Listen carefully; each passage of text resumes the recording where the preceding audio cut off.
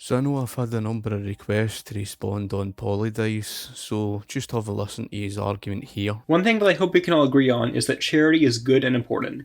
It's an individual act of graciousness for people less fortunate than you. But because we all agree that charity is good, some people will of course abuse it for political gain.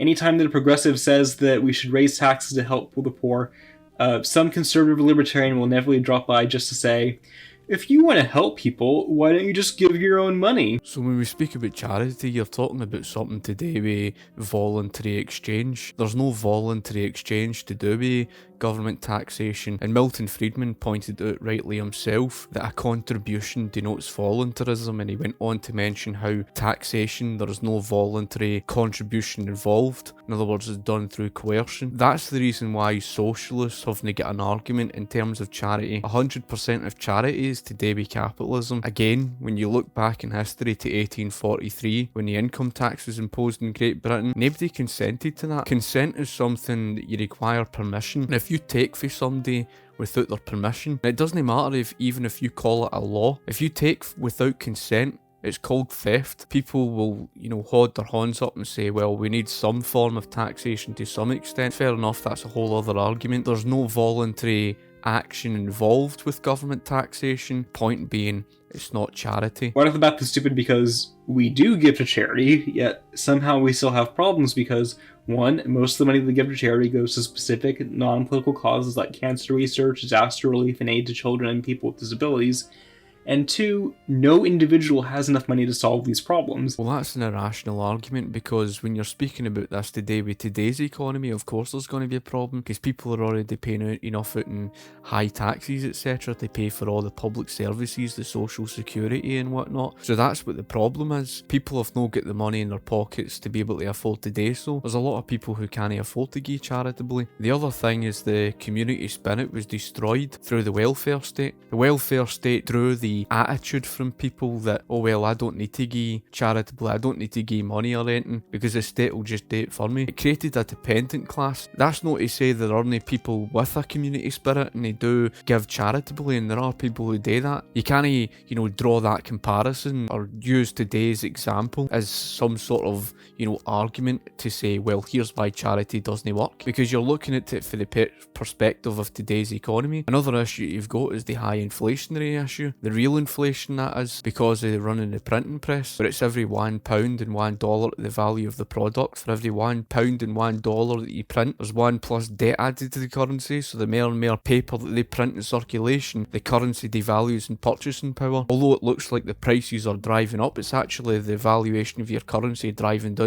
So what that essentially means is less value your purchasing power holds of your currency, the less you can buy with it. So of course people are struggling because their cost of living is soared through the roof. Look at the cost of housing, etc. Look at the cost of education, and that's all been caused by subsidies and all the rest of it. So how can folk afford to give charitably if you're strangling them half to death through all the socialist government interference in the market? Let's take the student debt crisis, for example. Bernie Sanders' free public college plan would cost $60 billion a year, which means that even if Jeff Bezos, the richest person in the world, donated 100% of his wealth to the cause, it would clean him out in less than 2 years. So for someone to say that if Alexandria Ocasio-Cortez, a former bartender, wants free tuition, then she should just pay for it herself. To touch upon the education and what Ryan Dawson mentions in his book, Separation of Business and State, he goes on to state, when the government subsidises higher education, it accomplishes nothing but to make it more expensive. Given that universities not only partner with, but also invest in defence companies, the government, through its student loan programme, has managed to create an ingenious system to launder money through the universities and into the war industry. The schools, knowing they can count on these guaranteed loans, hike tuition costs at their convenience. This has resulted in a rapidly inflating costs, which in turn make it increasingly more difficult to go to school without getting a loan with interest, of course. But shouldn't everyone go to college? The problem now is that there is practically no one who can afford it anymore. Today's students graduate with the equivalent debt of a large mortgage, but without the benefit of a house to go with it. So as you can see there, the government's the problem, subsidising for all these student loans, etc., because it's guaranteeing that everybody everybody could get an education, but that's no reality. If you've not got enough placements available, you're going to end up with a serious problem because the demand far exceeds the supply of placements available, so demand ends up soaring out of control because people like yourself don't acknowledge the laws of supply and demand, and then it escalated, the costs ended up driving up. Many of these subjects they're taking on are subjects they don't even need. They're not even going to get a job at the end of it, when people should be encouraged to go and take on apprenticeships, etc. That's part and parcel of the problem, because they've been guaranteeing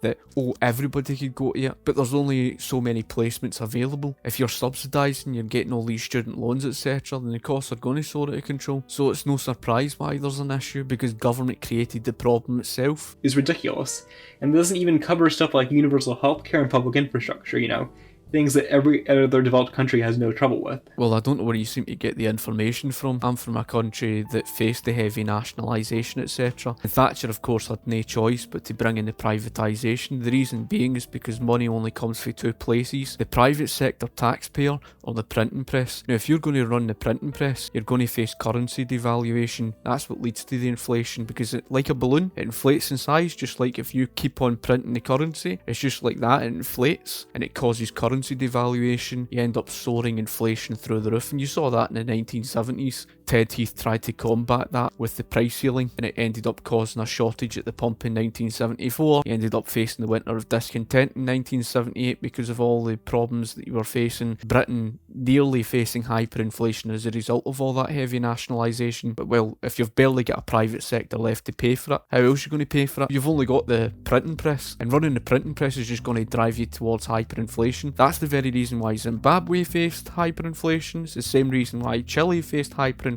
Exact same reason why Venezuela would eventually face hyperinflation. There's no other way that you can pay for socialism, and I don't know where you seem to get the idea that somehow that these public services were a great success. They were anything but. I mean, take for example the universal healthcare that you speak about. I mean, NHS has been a failure every single year in record since 1948. The only reason why the NHS has continued to exist as it does is because people don't know what the alternative is. They think that the main American healthcare market, they assume that that's free market. They think that, oh look, it's got a 49% private sector, but they don't acknowledge the fact that the private sector is overregulated. They don't even know anything about the American Medical Association monopoly. They've not got a clue what the third party payer system is and how that created a collusion between the private pharmaceutical companies. They don't know all this information. They're also not even aware of the fact that the United States of America today has two healthcare systems, one of which is more of a free market model that's far cheaper than the main American healthcare market. You can't exactly say, well, look at the public sector. There's been great inefficiency within the public sector, and the private sector would give it a showing up. So they play this game between a heavily regulated private sector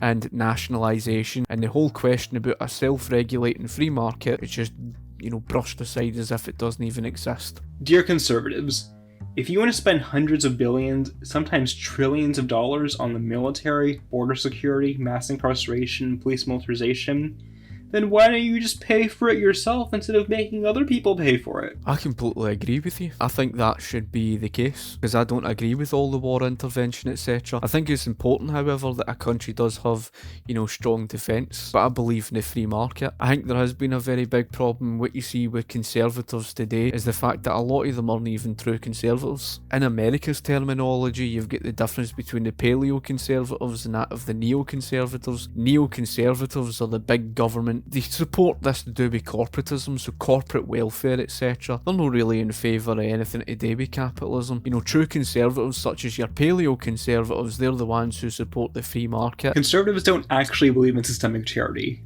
They only use it when it's convenient for them. For conservatives, the systemic charity argument serves two purposes. One, it's a character attack, implying that people who care about healthcare, education, infrastructure, and homelessness could solve the problems themselves, but they're too selfish and would rather just force other people to pay for it, as if the progressives would somehow evade the taxes. This also serves to project their selfishness onto their opposition. Two, it attempts to derail the conversation by proposing a counter-solution they know perfectly well isn't going to work. They do believe in certain force to provide certain welfare, etc., and I'm not denying that fact. There are other conservatives who believe when it comes to things like healthcare, and the most common conservatives, as far as I'm aware, they believe that, of course, people should be able to pay for things themselves. You're taking many of those conservatives out of context. You're pretending that they support today's system today. Some of them are just saying, like, this is how things should be, you shouldn't complain about it, etc. This is just capitalism, but this isn't capitalism, this is corporatism. They're not exactly helping the issue, and they're part of the problem. That's not to say all conservatives are like that, but there are a lot of conservatives who do understand that we don't live under a capitalist system, that we do live in the absence of the free market, and they understand that the free market's the solution to the problem. So it's not exactly like that. But there's some people who do believe that it'll work, which brings me to the libertarians who genuinely believe that things would be better or at least more moral if we replaced our social safety net with private charity. How many people in here, and I actually do want a show of hands, love grandmas?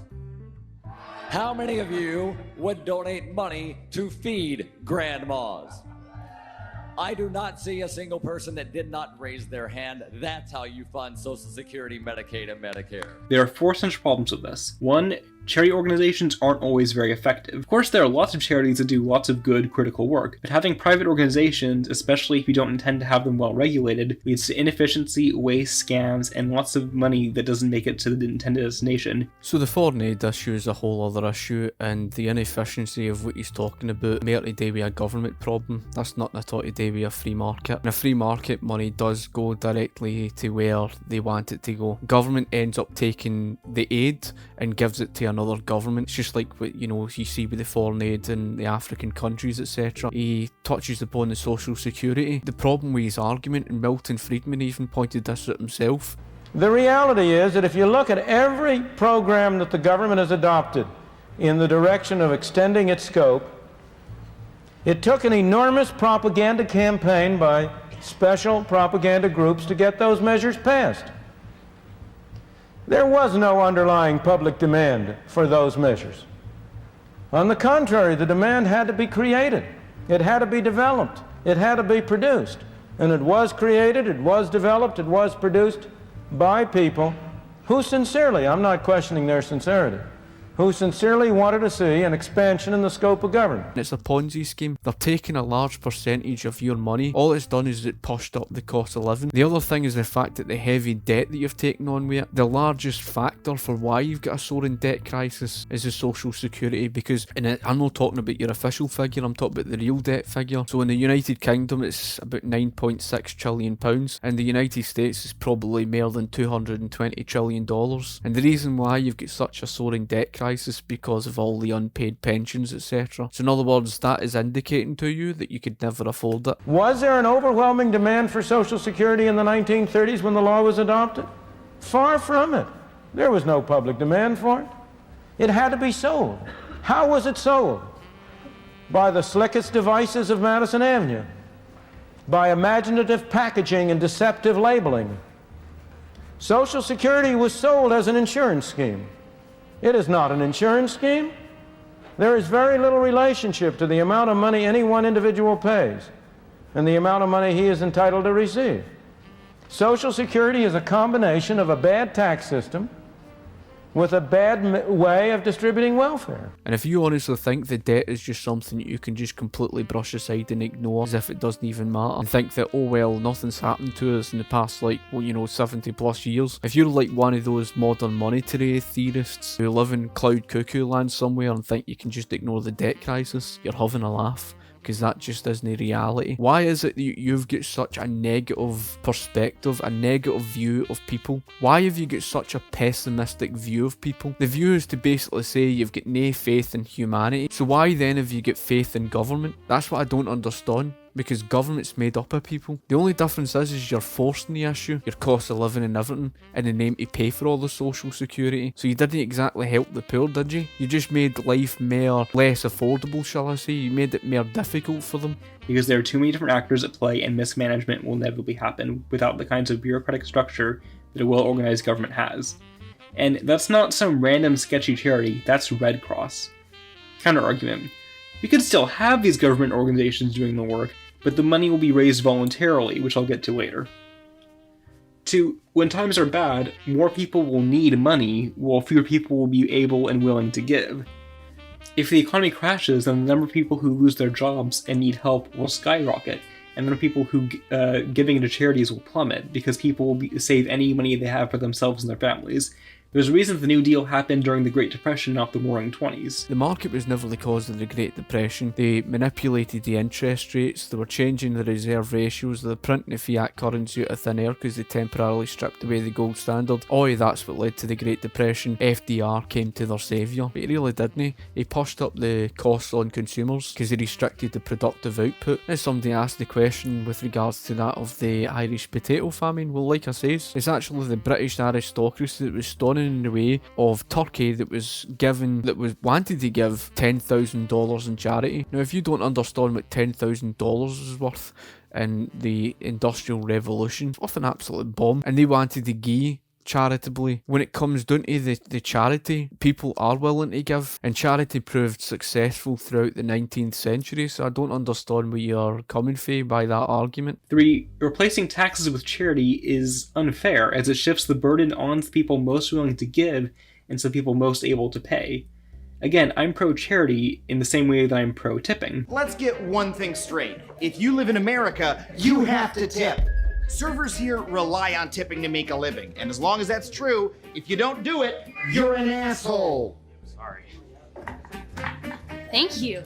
But just because that's the system we have doesn't mean it's a good system. Why don't they just pay you a normal amount of money and make the food more expensive? I mean, that's what every business has done since the dawn of time. Somebody's no willing to give a tip, therefore without taxation they're no willing to pay for anything. It's the same argument as if they say, if there's no government taxes, there's no going to be any roads or nothing like that. And how does he explain in the private turnpike industry between 1794 to about 1840, in the absence largely of the internal improvements? Now, I know that I will correct myself, there was internal improvements to a varying extent before 1860, perhaps like in the late 1830s. The private turnpike industry was largely left be to itself, but according to his logic, without taxation, how the hell would you finance all these roads, etc.? It's as if they say that, without, government forcing an issue, people won't give to people charitably. It just isn't based on any truth. Okay, there's certain individuals who are like that, right? That's their free individual choice. But to say that everybody's like that, to say that,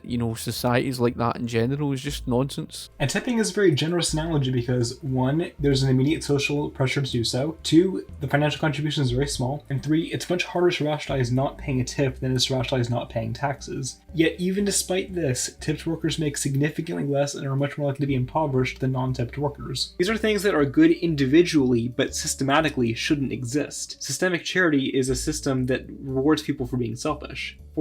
There's no way this could work. The idea that if we cut taxes, then people will have more money for themselves, then they'll give more to charity. This could either be because people think that private charity works better than the government, already debunked. And does anybody actually think that people are going to put all of that money back into charity? No, of course not. Even assuming that 50% of the money will make it back voluntarily is absurd. So I think that concludes the argument. At the end of the day, in the absence of all that government taxation, etc., people were given. I hope you've enjoyed the video. I hope you've taken something for it. Now, I don't know if you've got anything you'd like to add in yourself. Comment in the comment section below. Thank you for watching. Be sure to like the video and share the video, and I'll be sure to get back to you. Cheers.